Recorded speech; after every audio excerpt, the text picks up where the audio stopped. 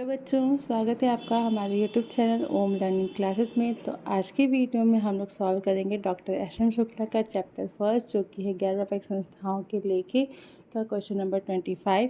तो चलिए जल्दी से वीडियो शुरू करते हैं। तो क्वेश्चन है हम लोग का कि 31 मार्च 2021 को समाप्त हुए वर्ष के लिए अशोक क्लब का प्राप्ति भुगतान खाता हमें यहाँ पर दिया हुआ है। ये कुछ अतिरिक्त सूचनाएं दी हुई हैं और इसके आधार पे हमें क्या करना है, समाप्त हुए वर्ष के लिए आय एवं व्यय खाता और उसी तिथि को चिट्ठा बनाना है। ठीक है, तो सबसे पहले हम लोग उन मदों को छांट लेते हैं जो कि हमारे आय व्यय खाते में दिखाई जाएंगे। तो जैसे कि आपका यहाँ पर प्रवेश शुल्क है, ठीक है, इसे हम लोग क्या करेंगे, आय व्यय खाते में दिखाएंगे। चंदा जो है वो इस वर्ष का चंदा जो है वो आय व्यय खाते में जाएगा। निवेश को बेचा गया है, तो निवेश को बेचा तो गया है लेकिन उसका हम लोग उसे हम लोग आय व्यय खाते में नहीं दिखाएंगे। ठीक है, फिर उसके बाद ऋण लिया गया है तो ये भी हमारे आय व्यय खाते में नहीं जाएगा। वेतन जो है 20,000, इसे दिखाएंगे। किराया जाएगा, विद्युत जाएगा, छपाई लेखन सामग्री, बीमा प्रब्याजी, विविध व्यय, ये सारी चीज़ें दिखाई देंगी। फर्नीचर और हस्तगत रोकड़ को आय व्यय खाते में नहीं दिखाएंगे। ठीक, फिर बोला अतिरिक्त सूचनाओं में दिया है कि ये 31 मार्च को अदत्त और पूर्वदत्त थे, यानी कि ये 31 मार्च 2020 यानी कि पिछले साल का अदत्त और पूर्वदत्त है, और ये 31 मार्च 2021 यानी कि इस साल का यानी वर्तमान वर्ष का अदत्त और पूर्वदत्त व्यय दिया हुआ है। ठीक है, तो इस साल का किराया जो है वो अदत्त है। ये 500 रुपये जो है वो पिछले वर्ष का अदत्त किराया है और 900 रुपये इस वर्ष का अदत्त किराया।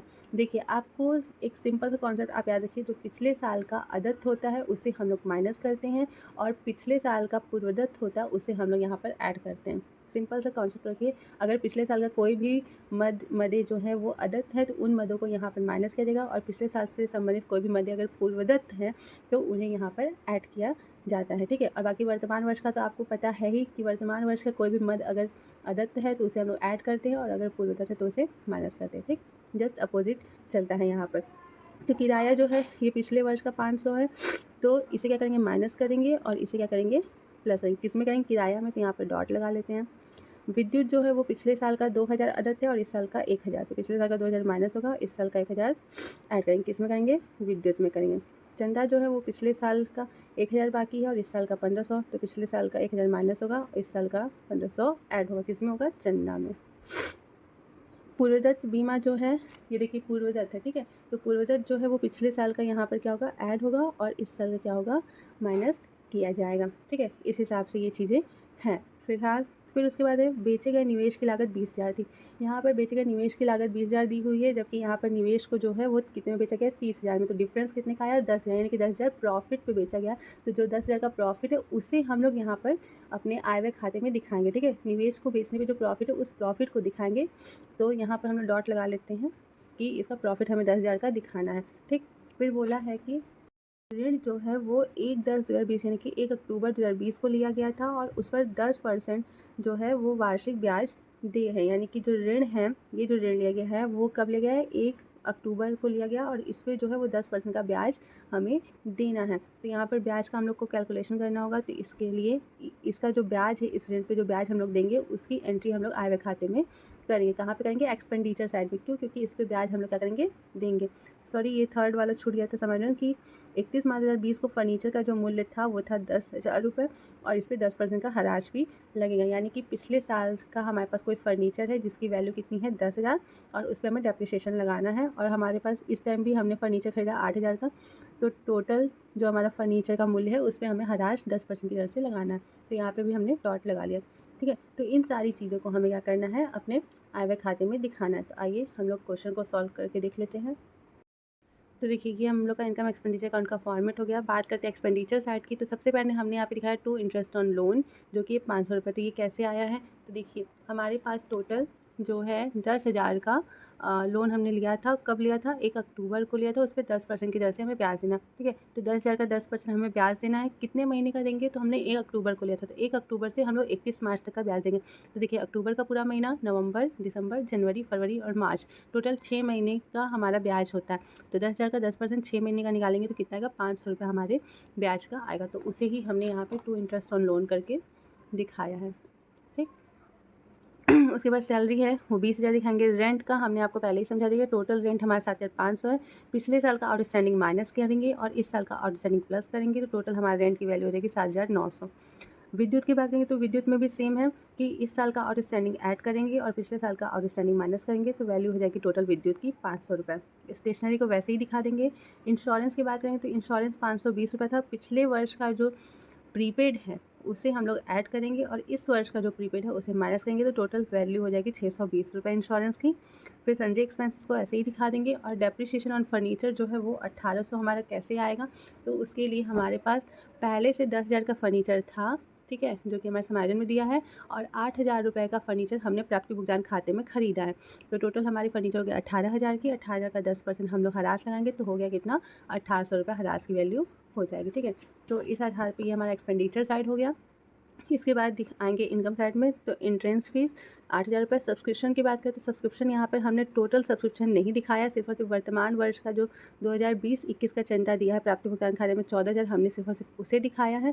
तो सिर्फ और सिर्फ अगर हमने वर्तमान वर्ष का दिखाया तो यहाँ पर सिर्फ हम क्या किए हैं, वर्तमान वर्ष का जो चंदा है अदत्त उसे सिर्फ ऐड करके दिखाएं, बाकी और कोई भी नहीं दिखाएं। तो इस साल का आउटस्टैंडिंग जो है वो है 1500, तो इस हिसाब से हमारा चंदा हो गया इस साल का 15,500 रुपये।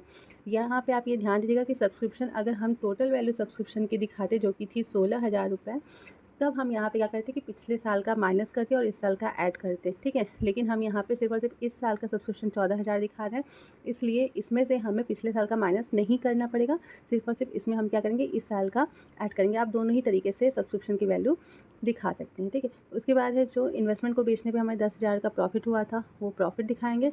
और इतना दिखाने के बाद दोनों साइड की वैल्यू हम लोग टोटल करेंगे। टोटल करने के बाद हमारा इनकम साइड कम आ रहा है, कितना कम आ रहा है, 320 रुपये से, तो बाई डेफिसिट करके 320 रुपये हम लोग यहाँ पर दिखा देंगे, ठीक है। तो ये था हमारा income expenditure account. I hope कि काफ़ी अच्छे से आपको ये चीज़ें समझ में आई होंगी। अब हमें बोला है कि इसी डेट पे हमें क्लोजिंग बैलेंस शीट बनाना है, तो आइए उसे भी देख लेते हैं। तो बैलेंस शीट बनाने से पहले हम लोग यहाँ पर उन मदों को छांट लेते हैं जो मदें हमारी बैलेंस शीट में दिखाई जाएंगी। और उससे पहले आप यहाँ पर एक चीज़ ध्यान दे सकते हैं कि हमारे पूरे ही क्वेश्चन में पूंजी कोष कहीं पर भी नहीं दिया हुआ है, यानी कि उसके संबंध में कोई जानकारी भी नहीं दी हुई है, ना ही पूंजी कोष की रकम दी हुई है, ठीक है। तो जैसा कि हमने आपको पिछले ही क्वेश्चन में समझाया था कि जो पूंजी कोष है, बिना पूंजी कोष के हमारा आर्थिक चिट्ठा नहीं बन सकता। तो यहाँ पर हमें क्या करना होगा, इस क्वेश्चन को सॉल्व करने के लिए, बैलेंस शीट को बनाने के लिए सबसे पहले पूंजी कोष की राशि निकालनी पड़ेगी। पूंजी कोष की राशि निकलती कैसे है, तो उसके लिए हम लोग बनाते हैं opening balance sheet. Opening balance sheet में हम क्या दिखाते हैं, तो ओपनिंग बैलेंस शीट में हम लोग पिछले वर्ष से संबंधित जितनी भी हमारी मदें हैं उन्हें दिखाते हैं, और उनके आधार पे जो बैलेंसिंग फिगर हमारा आता है उससे हम लोग कैपिटल फंड की राशि निकालते हैं। और फिर कैपिटल फंड जब हमारा निकल जाता है तो कैपिटल फंड और बाकी मदों के आधार पे हम लोग अपना क्लोजिंग बैलेंस तैयार करते हैं। तो सबसे पहले हम लोग को यहाँ पर करना क्या है, तो हमें सबसे पहले कैपिटल फंड की राशि निकालनी है। कैपिटल फंड की राशि निकालने के लिए ओपनिंग बैलेंस बनाना है, बैलेंस शीट बनाना है। तो हम लोग यहाँ पर पहले छांट लेते हैं कि हमें ओपनिंग बैलेंस शीट में कौन कौन सी मदों को दिखाना है। तो कौन कौन सी मदें जाएंगी, जो कि पिछले साल से संबंधित है उन्हें ही हम लोग दिखाएंगे। तो सबसे पहले हमारा एसेट साइड में जो है वो जाएगा कैश इन हैंड, क्योंकि ये ओपनिंग बैलेंस है, कैश का ये ओपनिंग बैलेंस है, यानी कि ये पिछले वर्ष से आया है इस वर्ष में, तो इसे हम लोग दिखाएंगे एसेट साइड में ओपनिंग बैलेंस शीट में, ठीक है। हम इस पर टिक लगा देते हैं, ठीक, ये हमारा ओपनिंग बैलेंस शीट में जाएगा। उसके बाद क्या जाएगा, तो 2019-20 का ये 1,000 रुपये जो हमें इस साल मिला, यानी कि पिछले साल आउटस्टैंडिंग रहा होगा, ठीक है। पिछले साल हमें ये 1,000 का चंदा नहीं मिला रहा होगा, तो ये एक्रूड सब्सक्रिप्शन या फिर आउटस्टैंडिंग सब्सक्रिप्शन कहाँ जाएगा, 1,000 रुपये का एसेट साइड में, उसे दिखाएंगे। उसके बाद जो है निवेश का विक्रय ऋण लिया, ये सारी चीज़ें इस साल से संबंधित, यहाँ पर भी ये सारी चीज़ें इसी साल से संबंधित है। किराया जो है, देखिए कि आउटस्टैंडिंग रेंट जो है ये पिछले साल का, इसे दिखाएंगे लायबिलिटी साइड में। विद्युत जो है आउटस्टैंडिंग, ये भी पिछले साल का, इसे भी लायबिलिटी साइड में दिखा देंगे। चंदा जो है ये आप यहाँ का 1,000 देखिए या फिर ये 1,000 देखिए, दोनों सेम चीज़ें हैं, तो हमने यहाँ पे पहले ही टिक लगा दिया है। पूर्वदत्त बीमा जो है ये एसेट साइड में जाएगा पिछले साल का। बेचे गए निवेश की लागत जो है वो 20,000 रुपये थी, ठीक है। यानी कि ये जो 20,000 का निवेश है ये पहले से हमारे पास रहा होगा ना, पहले से रहा होगा, यानी कि ये पिछले साल से इस साल हमारे पास आया है, ठीक है। तो ये हमारा ओपनिंग बैलेंस शीट में जाएगा, कहाँ पे, एसेट साइड में। फिर 31/3/2020 को फर्नीचर का मूल्य 10,000 था, यानी कि पिछले वर्ष के बैलेंस शीट से हमारे पास इस वर्ष में आया है ये फर्नीचर, ठीक है। तो ये पिछले वर्ष का फर्नीचर है, तो इसे भी हम लोग ओपनिंग बैलेंस शीट में दिखाएंगे। ऋण जो है वो 1/10/2020 को लिया गया, यानी कि 1 अक्टूबर 2020, यानी कि ये इस वर्ष का ऋण है, ठीक है। जब 1 अप्रैल से जो वर्ष चालू हुआ तो उसके बीच में ना हम लोगों ने 1 अक्टूबर 2020 को ऋण लिया है, तो ऋण जो है वो हमारा इस वर्ष का है, तो इसे हम लोग नहीं दिखाएंगे, ठीक है। तो ये सारी मदें जो हैं इन सभी को हम लोग पहले क्या करेंगे, ओपनिंग बैलेंस शीट में दिखाएंगे और उससे कैपिटल फंड निकालेंगे। तो देख लेते हैं पहले इस चीज़ को। तो देखिए एसेट साइड में सबसे पहले ओपनिंग बैलेंस कैश का 5,000, prepaid insurance, accrued subscription 1,000, furniture 10,000 का, इन्वेस्टमेंट 20,000 का।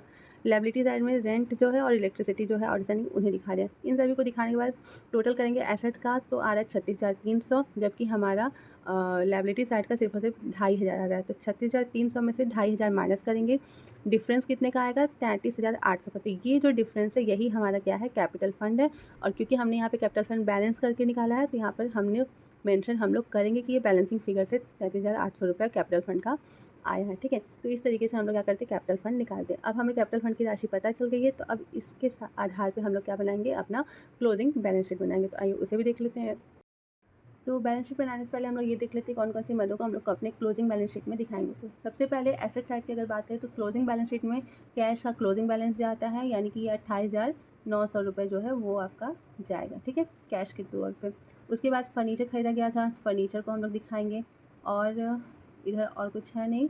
इस साइड की बात करें तो जो हमारा एडवांस है 1,000 का क्या कहते हैं सब्सक्रिप्शन, तो उसे भी हम लोग क्या करेंगे अपने लायबिलिटी साइड में एडवांस सब्सक्रिप्शन के तौर पे दिखाएंगे। ठीक, उसके बाद निवेश को बेचा गया इसे तो दिखाएंगे नहीं। ऋण लिया गया है वो इसी साल का ऋण है तो इसे हम लोग लायबिलिटी साइड में दिखाएंगे। ठीक है, उसके बाद है जो इस साल का अदत्त किराया है लायबिलिटी में जाएगा, इस साल का अदत्त विद्युत भी लायबिलिटी में जाएगा।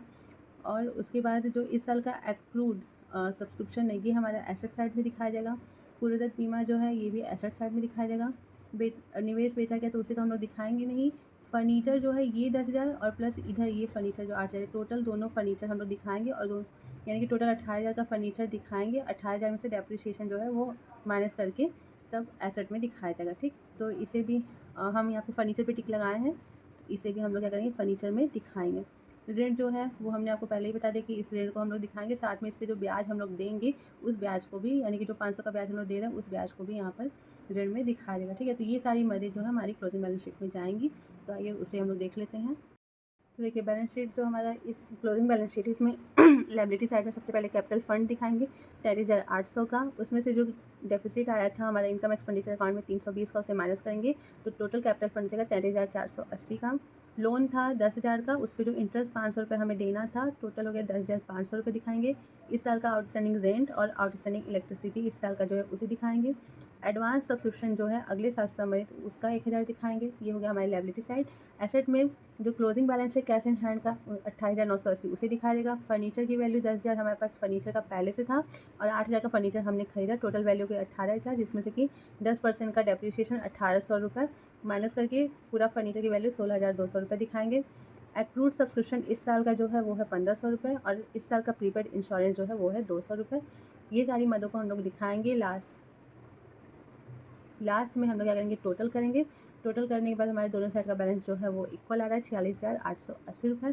इसका मतलब है कि हमारा क्वेश्चन जो है वो सही से सॉल्व हुआ है एंड हम उम्मीद करते हैं कि आप लोगों को भी ये क्वेश्चन जो है वो सही से समझ में आया होगा। तो इस वीडियो में फ़िलहाल इतना ही, मिलते हैं नेक्स्ट वीडियो में।